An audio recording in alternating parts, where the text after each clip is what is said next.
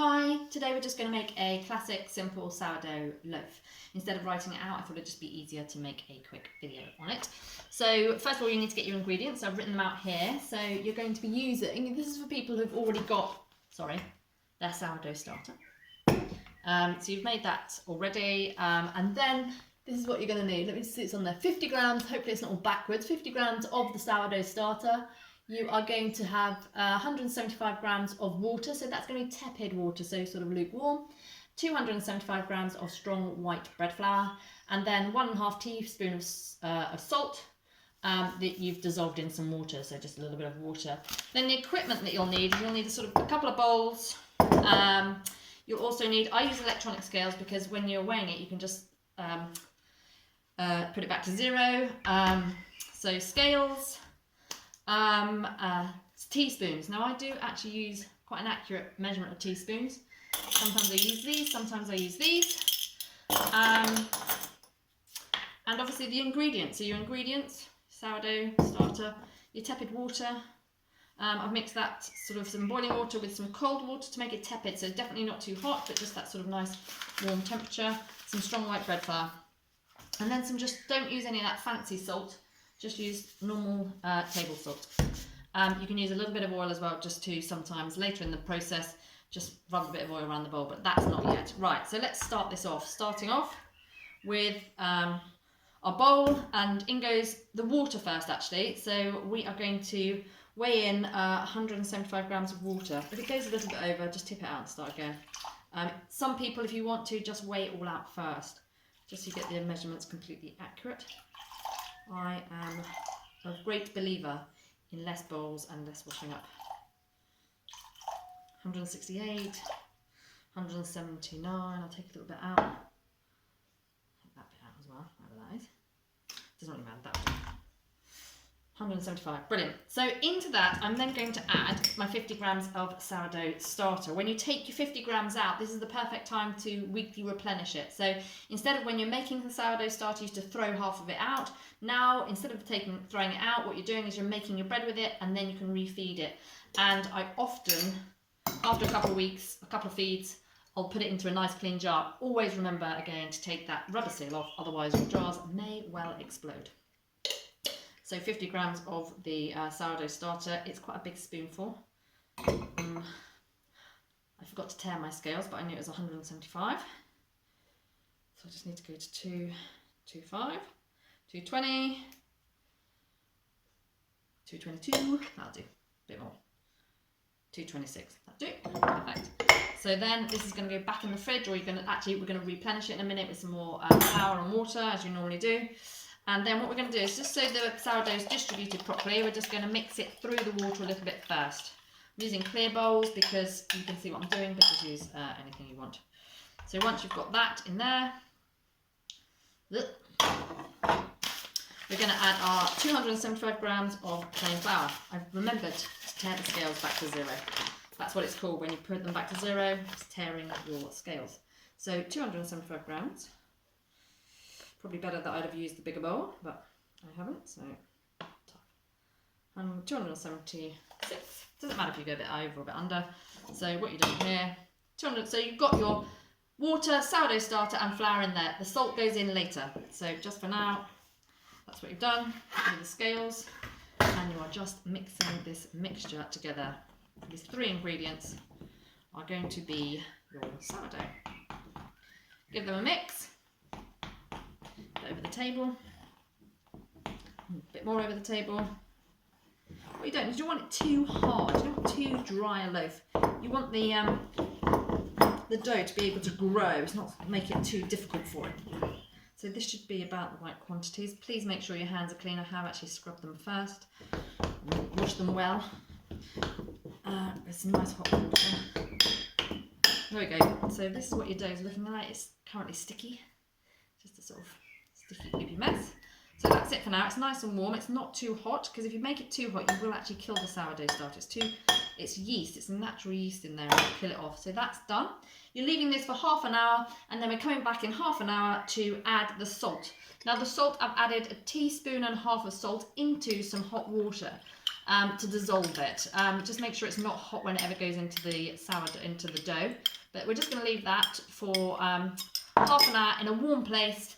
Come back, set a timer. I'm going to put it on the oven timer or whatever you want to put it on. Put a timer on, put it on your phone. Come back in half an hour, and we're going to add in that water and salt. And I'm going to put this out in the sunshine with the cloth covered, or on a nice warm windowsill, just to get the yeast activating. See you soon in half an hour. Just during this time, now that that's resting for half an hour, we can just refeed our sourdough starter. And as I mentioned before, I'm going to use the clean bowl. It's got a bit of water in it. I've just washed it out. I've also just washed my hands. So perfect time. You've decanted 50 grams or 50 grams of your sourdough starter in there.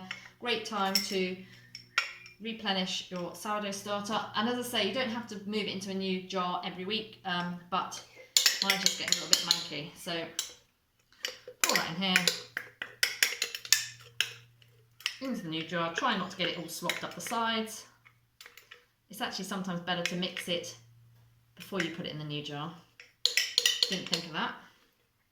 Put that in the new jar. A lot of people measure it, but at this point, when you've had your sourdough starter a long time, you just get used to knowing what 50 grams or 40 grams of, equal measure of flour and water is. And for your sourdough starter, it's often good to use maybe a wholemeal flour. I sometimes use rye flour. They're all really good, sort of darker flours with sort of better yeast ability in it, I guess. I just chuck a bit in, actually. I probably should show you how to measure it properly. Oh, I can't be bothered. So just put in. You get used to knowing roughly what it is. Just give it a little feed. Whoop. And a little bit of water. Make sure it's tepid. It doesn't have to be tepid, actually. It could come straight from the tap. It doesn't really matter at this point. You're just refeeding your little beauty, your little baby here. Give it a little mix. It would have been better, as I say, to have mixed it initially in the other jar, and then I'd have made that one messy. It's a little bit wet, you can tell. It's a little bit too runny now. Look, it's just a bit too runny. You get used to the sort of texture, so just add a little bit more flour. Whoop. That's it. There we go. That's sorted. Make sure the seal's off. In the jar, in the fridge, until next week. But I'm coming back in a minute, by the way, to do the salt.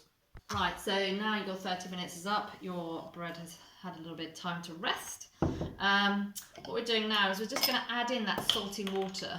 So you mix your salt into the water and you just pour that in. It's in about 15 grams of water if you want to be precise. I'm not precise, I just put it in a little jar, in a little bowl. You can put it in a jam jar or anything. So I've just added that in after it's rested for half an hour. I've just added that into the dough. And then it's going to be sticky, it's going to be a bit yucky, but hear that lovely sound. It's just a bit sort of gloopy, sort of shaggy. You're going to really want to incorporate that salt through it all. You don't add the salt to begin with, it just doesn't quite let the yeast, blend in with the water first off. So mix that in, you're making a right sort of mess here, but that's what you want. You want a sort of shaggy, sloppy sort of mess. And then what you're going to do is, I should have done this before, oil your bowl a bit. This is just I'm just going to move it to the bigger bowl. Oh, more washing up. Splash in a little bit of oil. Maybe a little bit more. Splish this around a bit. So that's in there. So your salty water's in there now. You've got this shaggy stuff. It's quite good because then if it's this soft, it's going to allow the sourdough plenty of movement to grow. So you've mixed this around. You're just doing a bit of a fold and a mix. You're not just giving it a bit of a slosh around. You're just getting some of that air through. You're making sure it's all amalgamated. There we go. And then what you're going to do, it's quite simple. You put it in this bowl. There we are. I should put a bit of oil on my hand as well. It's come out of this bowl. It's into this bowl. You actually just give it a little bit of a fold. So you're just bringing the sides over. You're trying to sort of really bond those. It's got gluten in it. Gluten's the protein in wheat. You're just folding it over a little bit. You're just making a nice little ball in here. You just capturing the air. You're toughening it up a bit.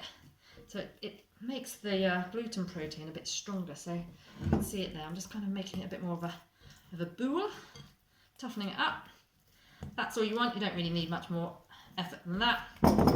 There you have it. towel back on,